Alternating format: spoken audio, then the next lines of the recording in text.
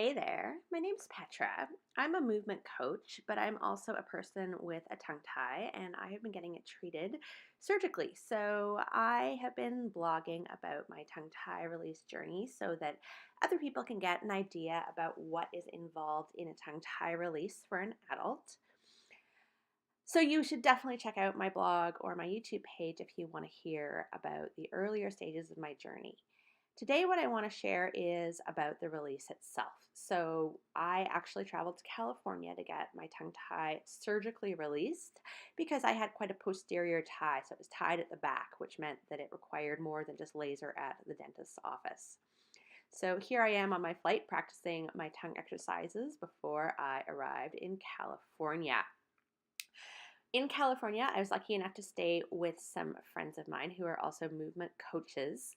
And that made it awesome because my friend Brina, the blonde in this picture, actually drove me to the surgery and she stayed with me for the entire time and took photographs. So today I am sharing what the surgery itself looked like. Be warned, there's some graphic pictures, so you may not want to watch if you're squeamish.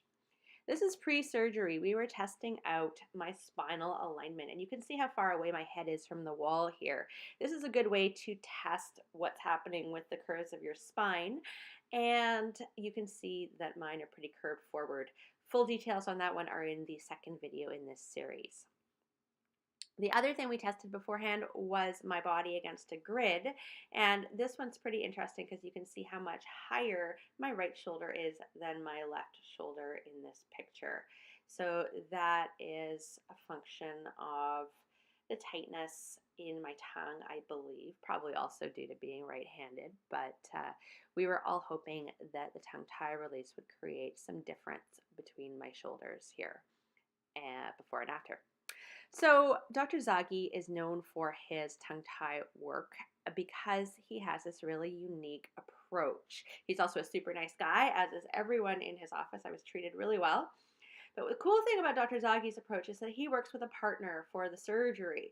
So his partner is a woman named Sanda Pinkerton, and she is an OMT, an oromyofunctional therapist, and she checks on the tension and the function of your tongue while he actually does the surgery. So this is me pre-surgery. Sanda is checking out the tension in my face muscles before we got started. And she did a really thorough examination looking at everything from my nose all the way down to my chin and neck. My neck is a place where I have a lot of tension, and you can actually see that here in this next picture. There's quite a bit of tightness through the neck and upper chest muscles. So tongue ties can have a lot of symptoms, and for me, my neck has been a big thing. You can probably still hear my voice is pretty hoarse. That's partly neck tension, which hopefully over time is going to decrease now that I'm post tongue tie.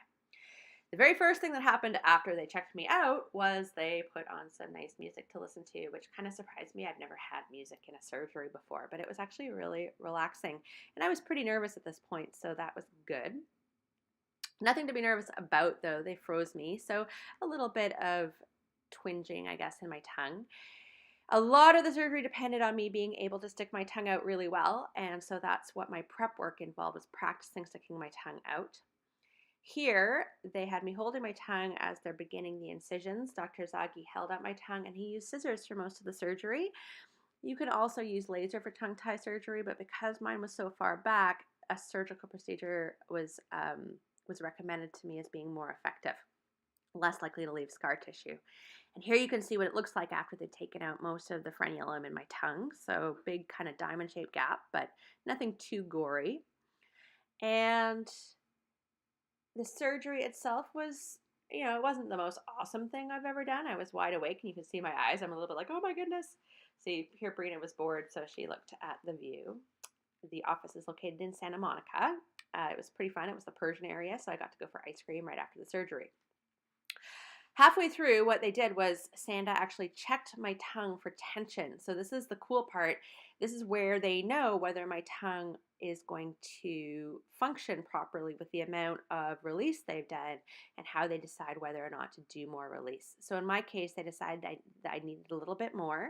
So they went back in and actually did a little bit more release close to the tip of my tongue. Once Sanda and Dr. Zagi decided that my tongue was done. He stitched me up. He did a really lovely job on the stitches, and you're going to get a chance to see those in just a second. And there I was ready to go. And although my body was definitely anxious and a little bit in shock post-surgery, I was fully able to walk around. I would have been able to talk, except you're supposed to have gauze under your tongue for the first couple of days when you have a surgical release. So the gauze made it really incredibly hard to talk. So I felt like a bit of an idiot. But here you can see what a neat job they did. Super beautiful, and my tongue has definitely healed really nicely post-release. I have way more tongue motion right now. So before, my tongue was restricted to about 25%, 25 to 50% of its normal motion. Now I've really got pretty much 100% of what I should be able to have with my tongue. And you can see here with my before and after pictures how much closer my head is to the wall when I line myself up afterwards as opposed to before. Now, I have to say, this picture just makes me wish I had brushed my hair more the morning before the surgery. But you can still hopefully see that I really moved my head about 2 inches closer to the wall, which is probably about 50% closer, and without strain. So it's not forcing my head on the wall, it's just kind of reaching back. So much more able to stand straight. And you can see here with the shoulder alignment, there is a definite change as well. So that was pretty exciting for me because shoulders are an area that I've been pretty tight in. Post-surgery, I was able and really actually wanted to walk around. I definitely took a couple hours to rest, but after that I felt like I needed to move my body, but I didn't do too much. I went for a walk on the beach. Now, the downside of my experience was that when I got home to Canada, we got right into our renovation project. So not the healing experience that I would have chosen, but now that that's slowed down a little bit, I'm getting more of a chance to look after myself, which is really nice. So like I said in the slideshow, my tongue tie recovery was not what I would recommend to anybody because I was just too busy and too involved in renovations to do some of the work that I would have liked to have done. But that said, I still did all of my tongue exercises faithfully. So every single day post-surgery, I did tongue exercises and stretches. Now, because I had a surgical procedure, my stretches at the beginning were very gentle. It wasn't anything to pull at the stitches or anything to hurt, just a little bit of movement to start helping the scar tissue lay itself down along the patterns that I would like it to be functioning on.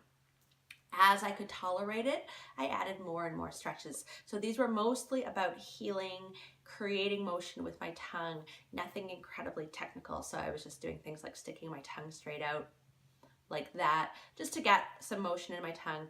One of my favorite stretches was actually manual. I found it really helpful to use paper towel for this, so you didn't have to. But I'd actually take a towel, grab my tongue with my fingers and pull it out like this to help, again, work on tension in the tongue and create connective tissue and scar tissue laying in kind of the more functional ways. So did lots of tongue exercises, but apart from that, I was frankly pretty stressed, and I was really involved in doing renovation work, which is good movement, but it's very repetitive. And what I would like to be doing, and what I've started doing now that our reno has slowed down a little bit, is more focus on movement quality. So really starting to work on my shoulder movement, getting the ability to create more opening through my shoulders, to create more muscle tissue through my chest and shoulders. So what happens when you're held tight all the time is your muscles adapt to that by being short, and so you need to kind of work length into them, but it's not something that happens instantly because the muscle tissues need to be asked to lengthen. So that kind of work is I think really important in recovering in the best possible way from a situation like a tongue tie. So now that I'm a little slower, I'm doing more movement work. The work I'm doing for my tongue now has changed because it's less about stretching and more about building strength and skill. So I'm now working on, instead of just sticking my tongue out and holding, I'll do it repetitively, so say 10 times in a row until my tongue gets a little bit tired. So it'll look a little bit like this.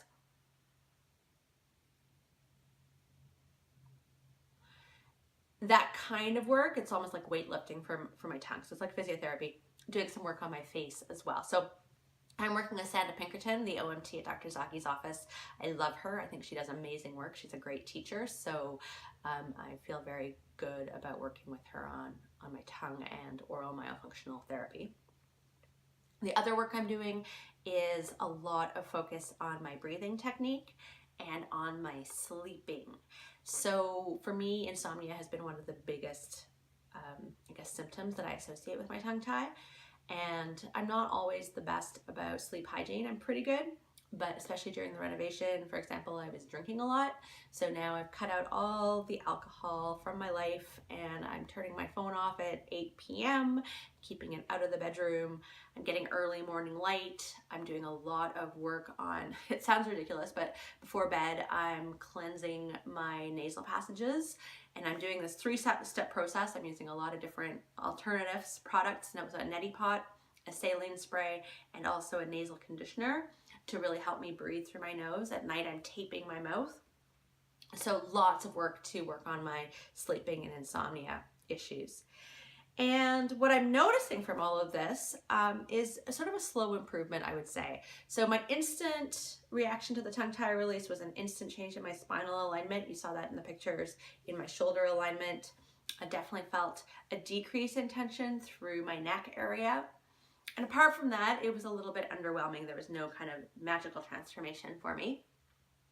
What I'm feeling now as I'm working through everything is I'm noticing that I have more sensation in my exercises. So before, if I did sort of a stretch with my arms where I reached out, it never felt stretchy. Like it didn't really feel like I was tight through there.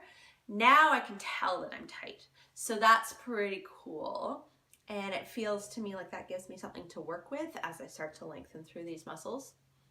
My sleeping is gradually improving, I would say, and I would expect it to continue to improve as I continue to improve the functionality of my tongue, airway, and facial muscles. So I'm still waking up about twice in a night, but I'm able to fall asleep pretty fast. I haven't measured my snoring since I got the release, but I was only snoring about 4% of the time anyway. I'm not a giant snorer. So I think that things are on track, and the release is sort of the piece that is going to allow me to work more deeply into this area over the next few months. So that's been my release story. I'm super, super happy that I did it and that I did it with Dr. Zaki. His team has been nothing but fabulous with me. And hopefully that gives you some insight into what getting a surgical release is like. Very happy to answer questions if you leave them in the comments below this post. And definitely check out the Adult Tongue Tie Facebook group as well if you're somebody who thinks you might have a tongue tie. It is a great group with lots of support and information. I've benefited a lot from being in that group. So that's what I got to say. Thank you so much for watching. And if you're interested in learning more about movement, tongue tie, and human health, then definitely subscribe to my newsletter or just check out my blog at www.petrafishermovement.com. Thanks. Take care.